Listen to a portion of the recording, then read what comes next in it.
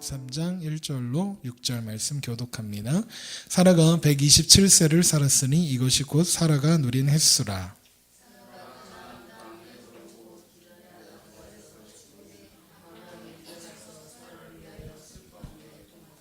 그 시신 앞에서 일어나 나가서 해 족속에게 말하여 이르되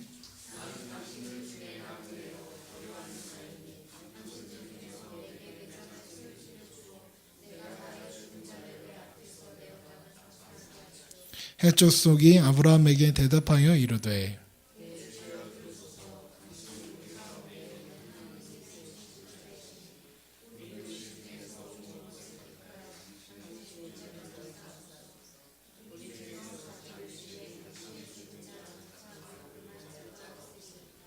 아멘. 오늘 말씀을 가지고 본향 그리워하다라는 제목으로 함께 은혜 나누도록 하겠습니다. 우리 이 시간 우리와 함께 하시는 하나님, 그 무엇보다도 우리를 사랑하셔서 우리를 위해서 모든 것을 아낌없이 내어주시는 하나님의 사랑 앞에 온 마음으로 예배하는 저와 여러분 되시기를 주님의 이름으로 축원합니다. 아브라함의 이야기를 10번에 걸쳐서 살펴보았습니다. 오늘이 10번째고요. 그리고 아브라함 이야기는 오늘로 마무리를 하려고 합니다. 그리고 이제 좀 기도를 아직 마음의 결정을 하지 못해서 기도하고 있는데요. 그래서 기도가 끝나면 우리 마음을 결정하며 이제 권별 강해를 한번 해보려고 합니다. 그래서 성경의 한 부분을 정해서 이렇게 하나씩 살펴보는 시간을 가지려고 하는데요. 또 그렇게 할지 아니면 또 이렇게 인물이나 어떤 주제를 삼아서 이렇게 말씀을 나누게 될지 아직 마음이 이렇게 하나로 정해지질 않아서 기도하고 있습니다. 어떤 말씀이 선포되든 여러분 은혜로 받아주시기 바랍니다. 아브라함의 생애를 관통해오는 한 가지 중요한 주제가 있지요. 바로 하나님의 은혜입니다. 아브라함은 40년 이상을 하나님과 동행하고 그리고 그 과정 속에서 하나님이 어떤 분이신지 배우고 경험했습니다. 애굽왕 바로와 그랄 왕 아비멜렉까지 벌벌 떨게 하시는 그 하나님, 도저히 불가능한 그 사이에서, 부부 사이에서 생명을 잉태해내시고 생명이 탄생하게 하시는 하나님, 아무리 도망치려 하고 그리고 그곳에서 머물지 않으려 해도 하나님은 결국에 약속의 땅으로 인도해내셔서 그리고 그곳에서 하나님의 하나님 되심을 알게 하시는 하나님, 그것이 바로 그것을 경험하고 산 사람이 바로 아브라함이었습니다. 그의 생애를 하나님의 은혜라는 주제를 가지고 이야기하지 않는다면, 하나님의 일방적이고 절대적인 사랑과 은혜가 없었다면 우리가 아는 아브라함은 아마 성경에 기록되지 못했을 것입니다. 우리 지난주에 살펴본 것이 아브라함이 이삭을 바치는 놀라운 믿음의 모습이었습니다. 이삭을 바쳐야 하는 시험에서 어쩌면 아브라함은 하나님의 사랑과 그 하나님의 은혜, 그것에 대한 어떤 회의를 가져올 법했습니다. 왜냐하면 하나님의 약속과 그리고 지금 하나님이 명령하시는 이 명령이 서로 충돌하고 있었기 때문입니다. 하나님은 이삭을 통해 아브라함에게 하신 약속을 이루시리라 하셨죠. 그런데 이제 와서는 이삭을 죽이라 명령하시는 것입니다. 하나님의 모순입니다. 불합리입니다. 어쩌면 하나님은 아브라함에게 나의 불합리함 속에서도 너는 순종하겠느냐, 나와 함께 가겠느냐 묻고 있는 것 같습니다. 나는 이해할 수 없더라도 너는 나를 순종하겠느냐, 나를 따라갈 수 있겠느냐, 나와 함께 가겠느냐 물으시는 것 같았습니다. 사람은요, 납득되지 않으면 움직이지 않습니다. 그래서 상명하복이 가장 발달한 문화 속에 있는 군대도 그 충돌 속에서 살아갑니다. 불합리한 명령과 그리고 이것을 따를 것인가 말아야 할 것인가 하는 그런 고민들 속에 살아가죠. 우리의 삶이 그렇습니다. 그래서 우리는 불합리함 속에서 항거하고요. 그래서 이 모든 나라들의 역사가 바로 그런 역사들로 기록되어 있는 이유가 그렇습니다. 어떤 사건에 대해서 이해할 수 없고 받아들일 수 없을 때 우리는 좌절하고 원망하기도 합니다. 그리고 질문합니다. 하나님은 도대체 왜 나에게 이런 일을 행하십니까? 차라리 아브라함처럼 하나님께서 직접 말씀해 주시거나 아니면 직접 보여주시거나 직접 나타나 주시면 좋을 텐데 지금 우리에게 하나님은 나타나시지도 그리고 직접적으로 음성을 들려주시지도 않습니다. 차라리 그렇게 말씀하시면 그 절대적인 음성에 어떻게 거절할 자가 있겠습니까? 순종하기 쉬울 것 같은데 하나님은 직접 나타나 주시지를 않고 우리의 삶과 상황 속에서 어려운 일들만 가득하게 하시는 것 같습니다. 그 속에서 우리는 고민합니다. 하나님이 정말 선하신가? 하나님이 정말 선하게 나를 인도하고 계시는 거 맞는가?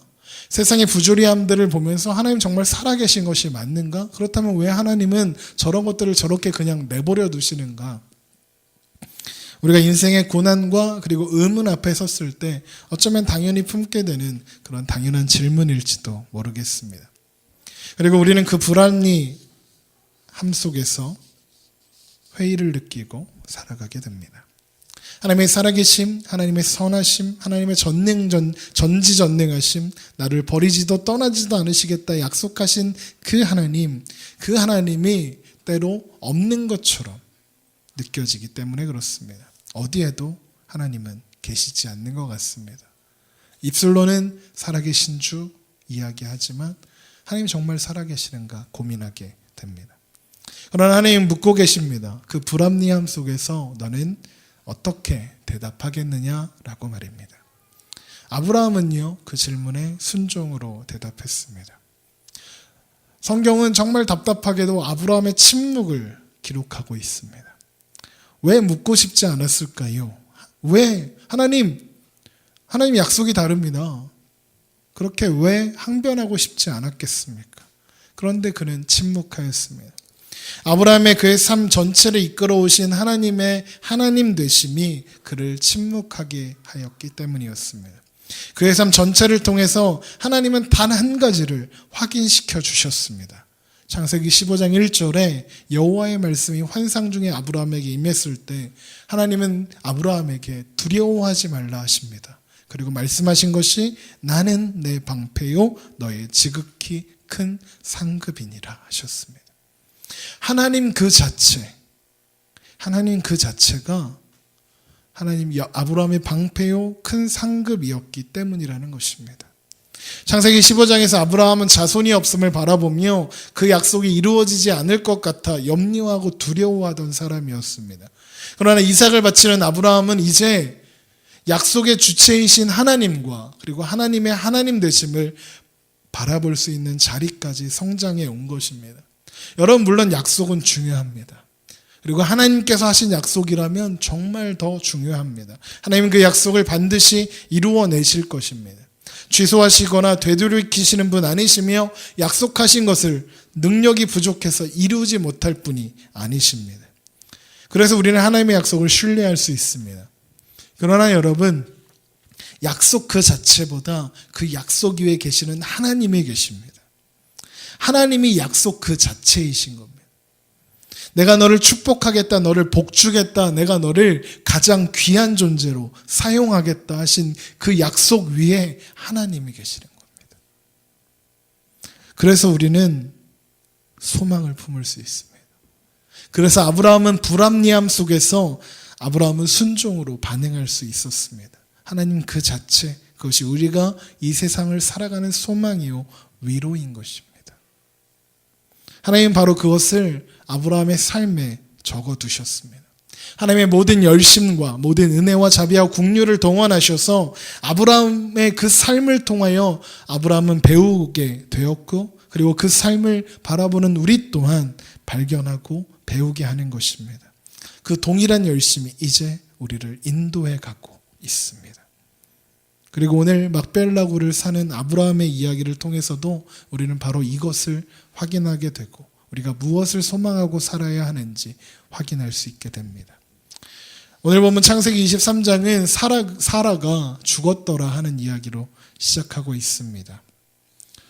그런데 사라의 죽음에 대한 이야기는 1절과 2절에만 기록되어 있고 나머지는 아브라함이 사라를 장사하기 위해 막벨라고를 샀더라 하는 이야기로 가득 채워져 있습니다.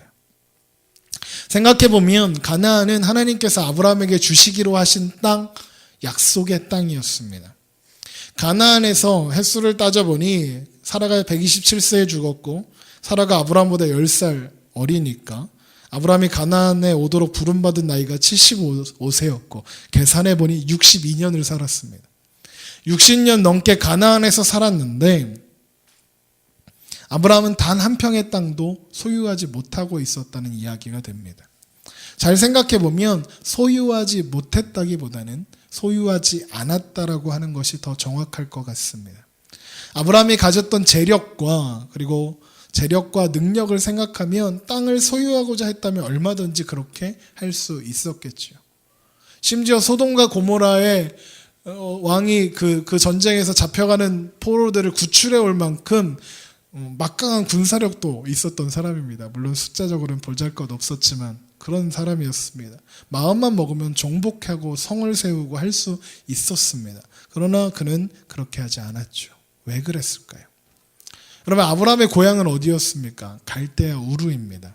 그의 아내 사라도 갈대아 우르에서 나서 아브라함과 함께 자란 사람입니다. 그래서 당시 관습을 따라서 사라가 죽으면 아브라함은 갈대아 우르에 가서 사라를 묻어야 했습니다. 그것이 고향이었기 때문에 그렇습니다. 당시 관습이 그러했습니다. 그러나 아브라함은 갈대아 우르로 돌아가지 않고 사라를 묻을 곳을 가나안에서 찾습니다. 그래서 자기 소유로 된 땅을 단 한 평도 갖고 있지 못했기에 아브라함은 자기 소유의 땅을 사야 했습니다. 아브라함에게 가나안은 이제 고향이었던 것입니다. 그런데 이상합니다. 왜 진작 땅을 사지 않았을까요? 그 대답은 오늘 우리 본문 속에서 그 힌트를 발견할 수 있습니다. 아브라함은 땅을 구하려고 가나안에 살고 있던 원주민들인 헷족속을 찾아갔습니다. 그리고 이야기합니다. 나는 당신들 중에 나그네요 거류하는 자이니 당신들 중에서 내가 매장할 소유지를 주어 내가 나의 죽은 자를 내 앞에서 내어다가 장사하게 하시오 합니다. 해적 속에 앞에 선 아브라함이 자신을 뭐라고 이야기하냐면 나그네 거류하는 자라고 하였습니다. 여러분 60년 살았으면 나그네라고 하기 좀 그렇지 않습니까? 그 정도면 정착민이죠. 그런데 나그네로 살았습니다. 심지어 그 땅은 무슨 땅입니까? 약속의 땅입니다. 하나님께서 주시기로 하신 땅이었습니다. 그 땅에서 아브라함은 나그네였습니다. 왜요? 왜 그는 약속의 땅에 살면서도 나그네였을까요? 히브리서는 이것을 이렇게 이야기합니다. 우리 말씀을 한번 찾아보겠습니다. 히브리서 8장에 11장 8절에 있는 말씀입니다. 히브리서 11장 8절부터 16절에 있는 말씀 조금 긴데 함께 살펴보도록 하겠습니다. 신약성경 365페이지에 있습니다. 히브리서 11장 8절부터 16절 제가 읽도록 하겠습니다. 눈으로 함께 읽으셨으면 좋겠습니다. 믿음으로 아브라함은 부르심을 받았을 때에 순종하여 장래의 유업을 받을 땅에 나아갈새 갈 바를 알지 못하고 나아갔으며 믿음으로 그가 이방 땅에 있는 것 같이 약속의 땅에 거류하여 동일한 약속을 유업으로 받은 이삭 및 야곱과 더불어 장막에 거하였으니 이는 그가 하나님이 계획하시고 지으실 터가 있는 성을 바랐습니다.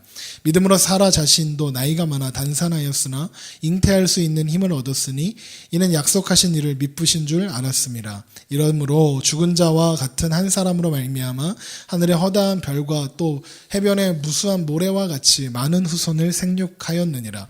이 사람들을 다 믿음을 따라 죽었으며 약속을 받지 못하였으되 그것을 멀리서 보고 환영하며 또 땅에서는 외국인과 나그네임을 증언하였으니 그들이 이같이 말하는 것은 자기들이 본향을 찾는 자임을 나타냅니다. 그들이 나온 바 본향을 생각하였더라면 돌아갈 기회가 있었으려니와 그들이 이제는 더 나은 본향을 사모하니 곧 하늘에 있는 것이라. 이러므로 하나님이 그들의 하나님이라 일컬음을 받으심을 부끄러워하지 아니하시고 그들을 위하여 한 성을 예비하셨느니라. 아멘. 아브라함은 그가 나온 갈대아 우르를 고향으로 여기지 않았습니다. 또 가나안을 가나안 땅을 약속의 전부라고 여기지 않았던 것입니다. 그가 바라본 진정한 고향, 본향이 따로 있었어요. 그 본향은 바로 하늘에 있는 하나님께서 다스리시는 성, 하나님이 준비하신 성, 바로 하나님 나라, 우리가 천국이라 부르는 바로 그곳입니다. 아브라함이 믿음으로 바라보는 성, 본향, 하나님 나라, 그리고 이것은 우리에게 소중한 소망을 품게 합니다. 베드로는 성도들을 경계하며 성도가 이 땅에서 가지는 위치, 거류민과 나그네와 같은 너희라 이야기하였습니다. 우리는 이 땅이 정착민이 아니라 이방인 같고 광야를 다니는 유목민과 같습니다. 유목민 그러면 뭔가 지칩니다. 뭔가 지치고 고달픕니다. 그러나 이방인 혹은 유목민들이 가지는 한 가지 소망이 있습니다. 바로 본향입니다. 돌아갈 집입니다. 아브라함이 그러했던 것처럼 본향이 돌아갈 집이 있기 때문입니다. 바로 천국입니다. 하나님 나라는 우리가 이 땅에서 이미 예수 그리스도께서 이 땅에 오셨을 때, 그리고 십자가에 죽으시고 살아나심으로 말미암아 이 땅에 이미 시작된 나라입니다. 그래서 그곳에서 우리가 하나님의 사람으로 존재하고 살아냄으로써 이루어가야 하는 하나님의 나라입니다. 그러나 그리고 이것은 믿는 자의 아주 중요한 태도입니다. 우리가 하나님 나라 백성으로 이 땅 가운데 존재하고 살아가야 합니다. 그러나 또한 우리에게 결국에는 임하고야 말 그 하나님 나라, 천국의 소망, 그것 또한 우리의 소중한 소망입니다. 우리가 이 땅 가운데 하나님 나라 백성으로 살 수 있는 것은 영원한 그 나라를 소망할 수 있기 때문에 그렇습니다. 어쩌면 천국은 성도가 가지는 소망의 전부이기 때문에 그렇습니다. 우리 말씀을 하나 더 찾겠습니다. 베드로전서 1장 3절입니다.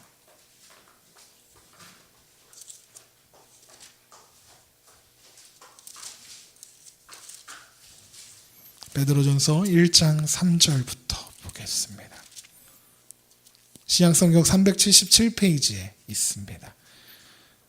베드로전서 1장 3절부터 제가 읽어보도록 하겠습니다. 우리 주 예수 그리스도의 아버지 하나님을 찬송하리로다.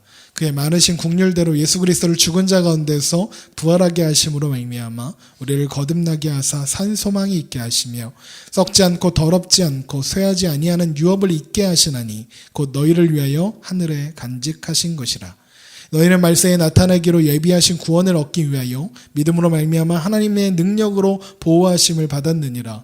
그러므로 너희가 이제 여러 가지 시험으로 말미암아 잠깐 근심하게 되지 않을 수 없으나 오히려 크게 기뻐하는도다. 너희의 믿음의 확실함은 불로 연단하여도 없어질 금보다 더 귀하여 예수 그리스도께서 나타나실 때의 칭찬과 영광과 존귀를 얻게 할 것이라. 예수를 너희가 보지 못하였으나 사랑하는도다. 이제 보지 못하나 믿고 말할 수 없는 영광스러운 즐거움으로 기뻐하니 믿음의 결국 곧 영혼의 구원을 받음이라. 베드로가 이야기한 것들 통해서 우리가 확인하는 것은 우리는 보이지 않지만 주님을 사랑했습니다. 그래서 우리는 주님을 그리워합니다. 그래서 주님과 얼굴을 맞이하고 볼 그날을 그리워하며 소망합니다. 그리고 그것은 천국 하나님 나라, 우리의 본향에서 이루어질 수 있는 놀라운 소망입니다.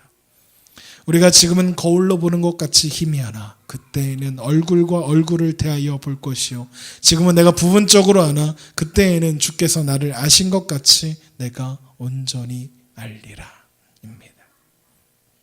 그래서 죽음은, 그리고 이 땅에서의 고난은 우리에게 물론 큰 슬픔이고 아픔이고 고통이지만 영원한 슬픔은 아닌 것입니다.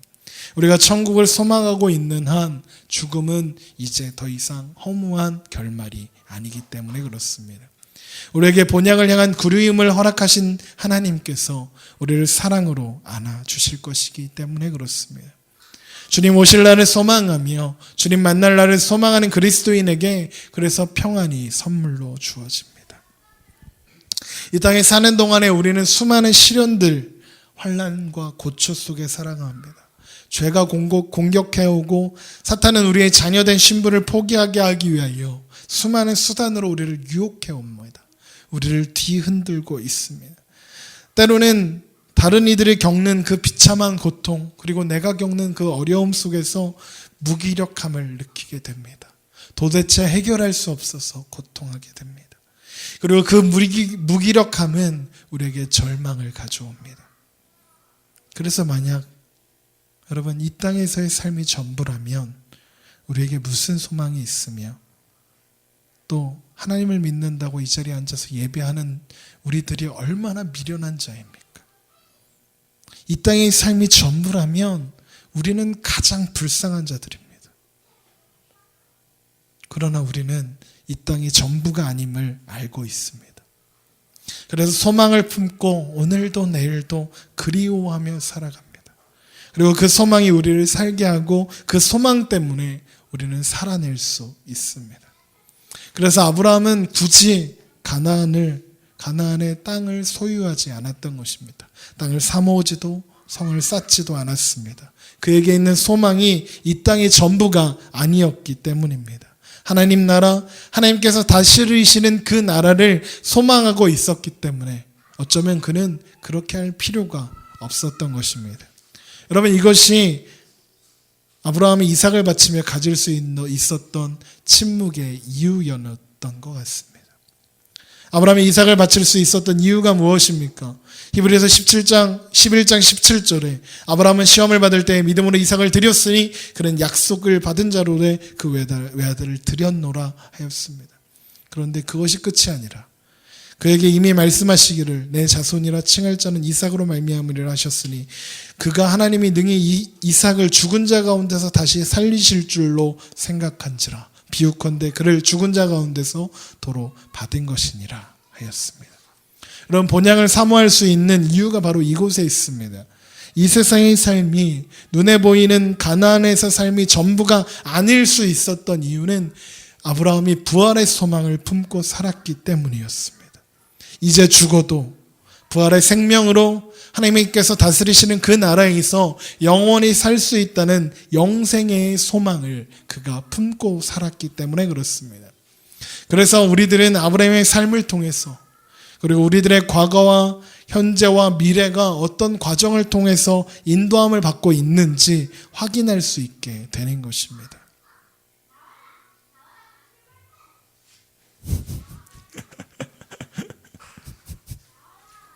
네, 다소 소란스럽지만 저에게 집중해 주셨으면 좋겠습니다. 우리는 그 모든 일들이 하나님의 인도하심 속에서 그리고 은혜와 오직 믿음으로 이루어지는 일임을 확인하고 알 수 있습니다. 그래서 아브라함은요, 믿음의 영웅이 아닙니다. 믿음의 조상입니다. 먼저 살아낸 사람이란 뜻입니다. 아브라함은 믿음의 조상으로 우리에게 우리의 운명과 결말이 어떻게 될지 보여줍니다. 그리고 이 땅에서의 어떤 소망을 품고 무엇을 바라보며 살아야 할지 보여줍니다. 이것이 구원을 받은 자가 누리는 평안과 기쁨의 근원인 것입니다. 우리 그 말씀 잘 압니다. 이는 우리가 환난 중에도 즐거워하나니 이는 환난은 인내를, 인내는 연단을, 연단은 소망을 이루는 줄 알미로다 하였습니다. 여러분, 우리는 믿음으로 말미암아 의롭다함을 받아 새 사람이 되었습니다. 그리고 이제 영원한 하나님 나라를 바라보며 그 영광을 바라며 즐거워합니다. 그렇다고 그 변화가 이 땅에서 사는 그리스도인의 삶을 편안하게 만들어주지는 않더라고요. 어쩌면 더 고통스럽고 어쩌면 더 핍박 속으로, 더 환난 속으로 들어가게 합니다. 그런데 환난 가운데 즐거워할 수 있는 이유가 무엇이냐? 환난은 인내는 연단은 소망을 이루기 때문이라는 것입니다. 여러분, 고난을 즐긴다는 것이 아닙니다. 어떤 미친 사람들처럼 때리는 걸, 맞는 걸 즐긴다는 뜻은 아닙니다. 고난을 통과한 후에 이루게 될 소망을 바라보게 되었다는 뜻입니다. 오늘 말씀을 연구하다가 재미있는 것을 발견했습니다. 환난은 인내는 연단을 하는데 이 연단이요, 무슨 뜻인가 궁금했는데 그 원뜻을 보면 시험을 치러서 합격한 사람의 성숙한 인격이나 검증된 물건의 질을 뜻한다고 합니다. 인격입니다. 하나님의 사람의 본질인 겁니다. 고난을 통과하여 인내를 경험한 자가 누리는 성숙, 그것이 연단이랍니다. 환난의 인내를 통해 얻은 성숙의 인격이 영원한 영광, 하나님 나라를 바라는 소망을 가져온다고 이야기합니다. 여러분, 그리고 이것이 하나님이 우리 편에서 그리고 우리 안에서 역사하고 계신다는 증거가 되었습니다. 우리가 온전히 자라가기까지 하나님은 결코 우리를 포기하지 않으십니다. 우리를 포기하지 않으시는 하나님을 바라보는 믿음이 우리 안에 소망을 품게 하고, 그래서 우리가 이 땅에서 살 수 있습니다. 아브라함은 가나안에서 나그네요 겨루민으로 살아도 소망 가운데 거할 수 있었습니다. 그래서 그 땅에서 하나님의 사람으로 존재했습니다. 여러분, 이 땅에 대한 회의를 품고 이 땅은 더럽고 추한 것이니 속히 벗어버리고 떠나버려야 할 그런 존재로 말하는 것이 아님을 여러분 기억하시기 바랍니다. 본향을 향한 그리움과 소망을 품고 이 땅 가운데서 그 소망을 품은 자로 존재하고 살아가야 합니다. 그리고 우리가 존재함으로 말미암아, 본향을 향한 소망을 품은 우리가 존재함으로 말미암아 본향을 잃어버리고 헤매이고 있는 또 다른 나그네들, 그들에게 본향이 무엇인지 그리고 소망을 보여주는 존재가 되어야 하는 것입니다. 환난은 인내를 연단 곧 성숙한 인격을 이루며 그것을 우리가 가진 바 소망의 가치를 드러낸다 하였습니다. 아브라함이 또한 그러했습니다. 여러분, 오늘 본문에 보시면 아브라함의 부탁을 들은 해적 속에 아브라함에게 이렇게 말합니다. 내 주여 들으소서, 당신은 우리 가운데 있는 하나님이 세운 지도자이시니 합니다. 하나님이 세우신 지도자입니다. 아브라함은 스스로를 나그네요 거류하는 떠돌이로 칭했는데 해쪽 속은 다른 사람들은, 세상 사람들은 아브라함을 하나님이 세우신 지도자라고 합니다. 우리는 이 땅에 살아가는 동안에 이 세상에 미련을 두거나 연연해하지 않습니다. 천국을 소망하며 살아갑니다. 천국을 사모하며 산다고 하면 세상을 멀리해야 될 곳, 세상을 격리시키고 그렇게 살아야 하는 것처럼 느껴지지만 그렇지 않습니다. 우리가 세상 속에서 천국을 사모하는 자로, 소망하는 자로 살되 하나님이 함께 하시는 사람으로 살아야 합니다. 그래서 천국을 사모하는 사람은 하나님과 동행하는 사람입니다. 세상에 미련을 두고 세상에 연연해하지는 않지만 그 땅 가운데 하나님의 사람으로 존재하는 겁니다. 예수님께서 그래서 우리를 향해 너희는 세상의 빛이요 세상의 소금이라 하셨던 것입니다. 환난 가운데서 소망을 가진 자로 살아가는 자, 그것이 우리의 정체성이고 우리가 가져야 하는 자기 인식인 것입니다. 그러나 여러분, 놀라운 것이 무엇인지 아십니까? 우리가 그 소망을 품고 살아가면요, 그리고 그 소망 때문에 살아가면요, 세상 사람들이 궁금해한대요. 세상 사람들이 니들은 왜 그러고 사냐고 궁금해한대요. 너희 마음에 그리스도를 주로 삼아 거룩하게 하고 너희 속에 있는 소망에 관한 이유를 묻는 자에게는 대답할 것을 항상 준비하되 온유와 두려움으로 하라. 베드로전서 3장 15절입니다. 우리가 그리스도 안에서 살아가니까 우리가 가진 바 그 소망에 대해서 사람들이 궁금해한다는 겁니다. 여러분, 우리가 가진 그 소망은요, 그냥 힘이 없는, 마치 이 세상에서의 삶이 너무나도 고통스러워서 이상을 꿈꾸는 그런 환타지와 같은, 그런 환상과도 같은 존재가 아니라는 것입니다. 우리가 가진 소망은 반드시 영향력을 가집니다. 그 소망을 품고 사는 우리를 세상은 이해할 수도 감당할 수도 없습니다. 그래서 묻습니다. 의아해합니다.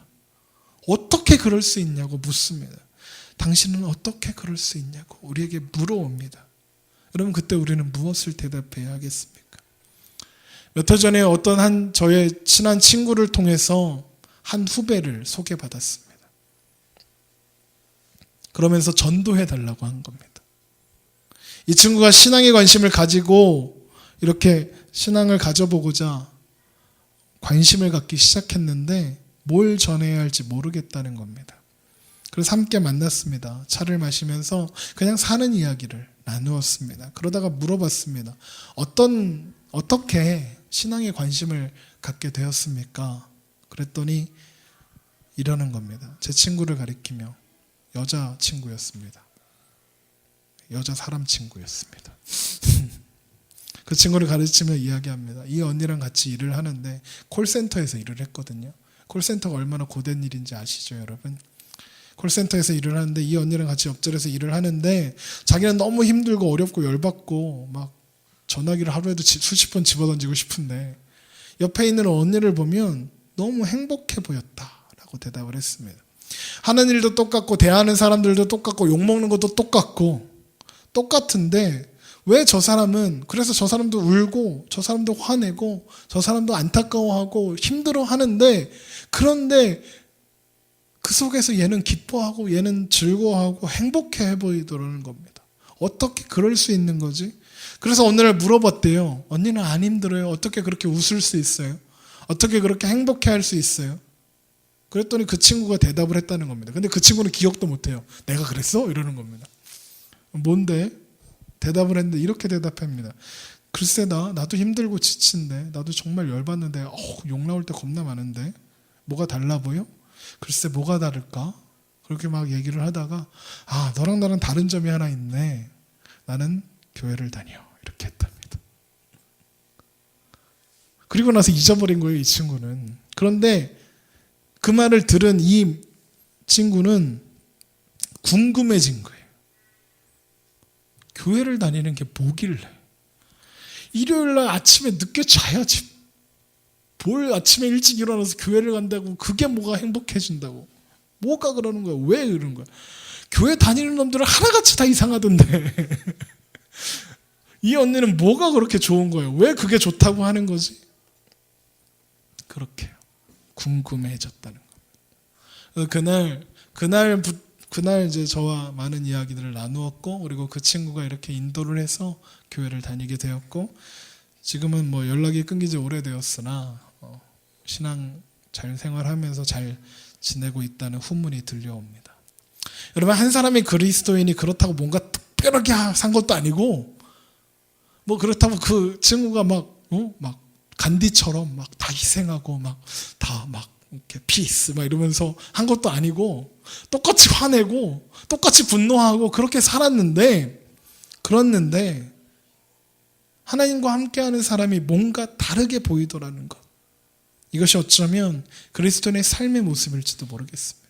여러분에게 특별한 삶을 살아라, 그거 아니라 우리 삶에 사는 그 고된 일상, 환난이나 고초 속에서도 천국의 소망을 품은 자가 누리는 평안, 그것이 그 삶의 고통과 어려움 속에서도 자연스럽게 배어 나오더라는 겁니다. 저는 그렇게 믿습니다. 그렇게 궁금해하는 이에게 여러분 가진 바 소망에 대해서 들려줄 수 있는 준비하셔야 됩니다. 복음의 능력, 하나님 나라를 바라보는 소망을 보여주고 들려줄 수 있었으면 좋겠습니다. 제가 좋아하는 찬송이 몇 가지 있는데, 그 중에 찬송가 438장이 있습니다. 내 영혼이 은총이 버 중한제 짐 벗고 보니 슬픔 많은 이 세상도 천국으로 화하도다. 할렐루야 찬양하세. 내 모든 죄 사함 받고 주 예수와 동행하니 그 어디나 하늘나라. 슬픔 많은 이 세상도 천국으로 화하도다. 그래서 십자가의 보혈로 씻음을 받아 구원받은 우리, 그래서 하나님 앞에 의롭다함을 받은 우리는 이 세상에서도 천국에 살며, 그리고 영원한 하나님 나라를 바라보며 소망하며 살 수 있게 된다는 겁니다. 주의 얼굴 뵙기 전에 멀리 뵈던 하늘나라, 내 맘속에 이루어지니 날로 날로 가깝도다. 더 놀라운 게 무엇인지 아십니까? 3절이 이래요. 높은 산이 거친 들이 초막이나 궁궐이나 내 주 예수 모신 것이 그 어디나 하늘나라. 여러분, 이것이 예수 그리스도를 아는 자, 하나님의 사랑을 받아 사는 자, 하늘의 소망을 품고 사는 자의 고백이요 우리의 고백이어야 할 줄 믿습니다. 여러분, 우리는 하나님으로 인하여, 하나님이 주시는 기쁨으로 인하여, 하나님께서 다스리시는 그 나라, 그 본향을 그리워하며 소망하며 사는 그 소망으로 인하여 그렇게 살 수 있는 것입니다. 오늘 말씀을 정리하면서 제가 존경하는 목사님의 그 교회 홈페이지에 들어가서 지난주 그 목사님이 하신 설교를 이렇게 듣다가 오늘 말씀에 꼭 맞는, 그래서 함께 나누어야겠다는 이야기가 하나 등장을 해서 오늘 나누려고 합니다. 1820년 뉴욕의 작은 마을에서 가난한 집에 태어나서 그래서 6주가 되었던 그때에 의사가 실수해서 실명한, 그리고 그렇게 맹인으로 95년 평생을 살아야 했던 페니 크로스비라는 사람이 있다고 합니다. 그런데 그녀는 평생 10,000개 이상의 주옥과 같은 찬송시를 쓴 여류 시인입니다. 그녀가 85세 때 이런 말을 했다고 합니다. 나는 지금까지 85년 이상을 살아오면서 단 한순간도 어느 사람에 대한 원한이나 분노를 품은 일이 없습니다. 왜냐하면 나는 좋으신 하나님과 그분의 무한하신 자비를 항상 믿어왔기 때문입니다. 그분은 나를 성별시켜서 그분의 일을 하게 하셨습니다. 나에게 베푸신 그 많은 축복을 기억할 때 내가 어떻게 감히 불평을 할 수 있단 말입니까? 라고 말했습니다. 여러분, 이 말이 믿어지십니까? 여러분, 이것이 소망을 품고 사는 자의 고백이고 모습이 아닐까 싶습니다. 그는 맹인이었음에도 불구하고 평생 다른 영혼들을 섬기고 사랑하며 살 수 있었습니다. 그것도 아주 자유롭게요. 그녀가 가진 행복이 어디로부터 왔는지 바로 그가 하나님 안에서 영원한 평안을 누릴 수 있었던 이유. 하나님이 그녀와 함께하고 계셨고 그녀는 하나님과 동행하였으며 영혼을 사모하는 믿음으로 그 소망 안에서 살았습니다. 그녀가 쓴 찬송시 가운데 하나가 찬송가 288장입니다. 우리 한번 찬송가를 펴보시겠어요? 가사가 이래요. 예수로 나의 구주 삼고 성령과 피로써 거듭나니 이 세상에서 내 영혼이 하늘의 영광 누리도다. 이것이 나의 간증이요 이것이 나의 찬송일세. 나 사는 동안 끊임없이 구주를 찬송하리로다. 이 가사는 그녀가 하나님 안에서 누렸던 소망을, 기쁨을, 행복을 잘 표현하고 보여주고 있습니다. 그러나 이 소망은, 그리고 이 고백은 그녀의 것만은 아니라고 저는 믿습니다. 하나님의 은혜 안에서 사는 모든 사람들, 천국의 소망, 본향을 그리워하며 사는 우리들의 고백이고 간증이어야 할 것입니다. 여러분, 그 고백이 그리고 그 간증이 저와 여러분의 삶 가운데 나타나고 그리고 그리워졌으면 좋겠습니다. 우리는 본향을 사모합니다. 하나님 나라를 사모합니다. 그래서 그 소망으로 우리는 이 땅 가운데 살아 그 소망을 나타내며 그리고 간증하며 그리고 그렇게 고백하며 사는 자들이